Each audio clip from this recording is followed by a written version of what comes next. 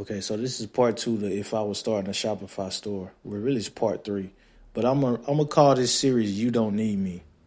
So I'm gonna use the name "You Don't Need Me" because I don't want this to be like a salesy. Like I'm trying to sell you, of course, but I want it to be called "You Don't Need Me." So just in case you don't want me, you don't wanna, you don't want my services. What I would do if if if I was listening to myself and I was like, I don't want to, I don't want to hire him. What would I do if I was listening to me as a professional? What advice would I give? So we talked about going to someone who already knows how to build a Shopify store. So let's talk about confidence. So this one's going to be a little motivational, but it's going to be like psychological and it's going to be real. So let's talk about the heart chakra, right? So the heart chakra, it activates when you're creating a store. So if you build a store based on what you've experienced before, your brain is going to do like crazy work. You're going to be like, so we talked about Josh Goggles. So Josh, who snowboarded, who was a snowboarder, if he starts an e-commerce store about snowboard goggles, he's going to be an expert to an extent. So he's coming in as an expert based on what he's already been through. He's not starting a perfume shop, right? So if he starts a perfume shop, now he has to go research about perfume. Oh, they might want this. They might want this. Now he has to go on metrics, right? He has to go straight to the AdWords. He has to go, okay, I have to, oh, the girls, they like this, or we spend this much. The competitors are spending this much. It's like he's doing general work. He's doing like my type of work, like the work I have to do, advanced level work. But you don't have to do that if you're starting your own store as a new store owner. Start with what you already know so your heart knows. And you're going to be the gratitude is going to be natural because you're already doing it. You already know it. So the gratitude is going to come from you knowing what you want, and you're going to switch it to what other people want. So the selfishness is going to be beneficial, and getting rid of the selfishness is going to be profitable at the same time. So you're going to be like, oh, okay, I like red, blue goggles. Orange goggles are good for the sun, but I use orange because my eyes are bad in the sun. So I like to use orange because blue is too dark. But some people might need blue and they look cooler. So, but I don't wear blue. So now you're thinking gratuity, but you're still going from a professional point of view. Even though you're not a professional, you just snowboard, but you're selling to them. And you already have people who might be a professional at snowboarding. You're just selling them as a snowboarder. So you can give better and you can see what they want better because you've already done it. You're already into it. But if you're selling perfume and you like to snowboard and you're a male, it's like now you have to switch your entire persona. You never wore perfume and you just smelt girls with perfume. You don't know what perfume it was. You don't know what it's called. So you don't really understand keywording. So now you gotta study, oh, they want this perfume. Now you gotta study something completely new because you have to type that and you have to switch your psychology to what other people want. When you could just be like, oh, I know snowboarding.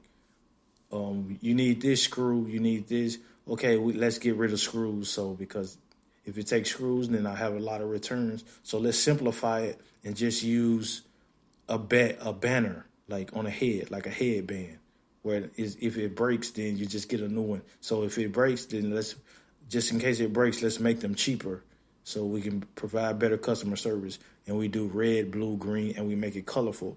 That way it's utility and it's easy, right? And it's still safe and it's big because we have a lot of different colors. And it's Josh goggles and it's new. So now you got new, easy, safe, big with professionalism based on your history of what you know. And you have professionalism because you went to somebody who already builds goggle stores. It's not like you're building it from scratch. You're just going to someone who already built goggle stores, and you're just adding your own little touch of professionalism, and then boom, you'll sell. You know what I'm saying? You hire an AdWords guy or Facebook guy, and they'll be like, oh, and then you can learn it yourself, and you can give your own directions to those guys because that is evergreen. Like Facebook and Google AdWords guys are evergreen, and you just improve your generalism as a new CEO. Generalism means Facebook, Google, you learn it, but you're the snowboard guy, so now you know snowboard keywords, and you know the product because you use snowboards.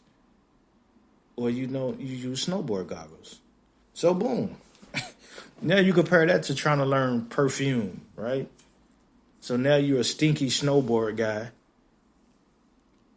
who has to put on a suit and have to shower fucking 3 times a day so you smell good enough to, like, you see what I mean? Like, you have to switch your whole self. When you just be like, oh, I just like snowboards and I just want to make a certain amount. So now, boom. You're not the issue. Now you just minimize the issues from that point. You're like, okay, what could go wrong here? Because you go Murphy's Law and you say, what can go wrong will go wrong. So you minimize what could go wrong. You might not sell. Take that out of your head that you might not sell. Because if it's in demand and it has a price, and people are already searching for it, all you have to do is put it in their face for them to buy it because they already want it. And you have to give them a similar price to your competitor and put yourself in front of them and then just figure out why they're not buying. Use replay tools, use conversion tools, conversion tracking, retracking, surveys, talk to people, talk to them. How did you find my site? Why didn't you buy? And then you re-optimize, and then boom, you start selling. Then boom, boom, boom, boom. Now you're building, and now you have enough data and information to give to a sales team. So now you're multiplying. So now you're becoming a multiplier, meaning you know how to make people around you better because you're the professional. You're the CEO now. So you know, oh, the people are not buying this. Then this is the beauty of knowing your product and working in it and knowing the downside of things and knowing the back end side of things. Not just saying, oh, okay, I want to put in $1 million to make 300,000. If you know how you're making it, then you'll make more money because you know how to fix things when they're broken. You don't have to go to someone else who knows more than you know. You can pay him for the speed of not doing it yourself, but you have a know-how of how much it will cost. It's the difference between a guy who used to be a mechanic, but he's no longer a mechanic, right? He was a mechanic, but now he makes $100 million, as a business owner. But he goes to a guy who fixed radiators, and the radiator guy thinks he's stupid. And he's like, oh, yeah, this is going to be $5,000 to fix this. But he doesn't know you were a mechanic. So you're like, oh, that's like $80. I'm going to go to this guy. But if you didn't know that, then you wouldn't have knew it. So you would have lost money. It's the same concept if you're running your own store. It's the same concept. It's like you being on a job and the salesman knows things that the people who's buying don't know. So he feels like he has the advantage. But no, the company has an advantage because you knowing that this doesn't work and the customer buying it, that don't benefit you because you're not making no money. You getting paid by the hour. The company still benefits. They could just fire you. But you having that mindset in your own store makes you more money because you're the groundwork that's being done. You see what I mean? You're the one who's removing the microwave out of an appliance store. You're like, I don't want to sell appliances no more. You see? That's the benefit of having your own. If you have your own, then you're learning more.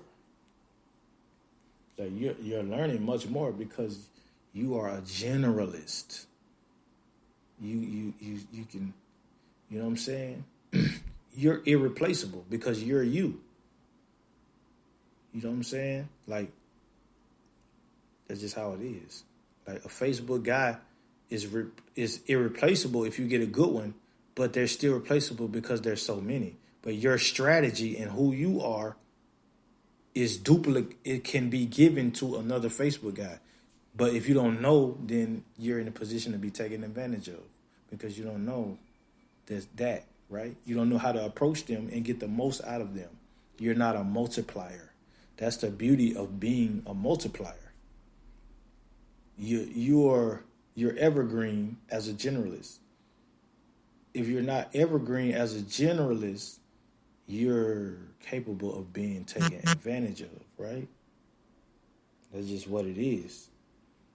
You know what I'm saying? If you don't know how much effect, that's what I'm saying. If you're starting a store, go with someone who already knows these things because once you will learn in the process of creating new things. So you'll learn the benefit of let's just say they offer you if you're starting a new store and you go to somebody who know how to build stores, he's going to tell you, oh, I can do your conversion tracking, I can do your copyright, I can do your website design, I can do your, I can set up your products and your shipping. You're gonna be like, oh yes, I need all that. I need all of that right now. Now you know the value of that without going through the process of setting it up yourself. You see what I'm saying? But you still know the value in it. You still know the value. And now you're getting tracking information. You see how much a pricing costs. You see how fast it got up. You see like the branding behind it. Even if you're the one who I don't like that logo, you put that logo on it and it's like, boom. You see that process. So when you try to do it without them, you understand it. But if you see what I'm saying? This is if I was doing it, if I didn't have myself. That's what I would do. I would just go to somebody who already knew how to do them. And I didn't even know that was I didn't even know you could do that. I didn't know that you could do that. I knew that you could go to someone and they could build you a store, but I didn't know that you could go to somebody and have all your shit set up already, like the conversion tracking, even like the shipping process already set up. I didn't even know you could do that. I'm like, wow, like, why don't more people start businesses if it's that easy? It's that fucking easy. It's that easy. I guess it's because a lot of people, they don't have confidence that they'll sell. But the confidence comes from doing it. The confidence comes from doing it. Just fuck it up. Like, just do it. Fuck it up until it's right. It's the same thing if you want a job. Like, if you want a job, you're going to fuck up. Like, you might get fired. But if you're an entrepreneur and you fuck up, you're not going to get fired. You just improve. Because if you go outside today, people are buying shit. So you can't be like, oh, I might not sell when you go outside and there's people buying every fucking day. That's just what it is. You can be the consumer or you can be the producer. That's another episode I want to talk about, like why the rich get richer even when you quit. The rich get richer even if you quit.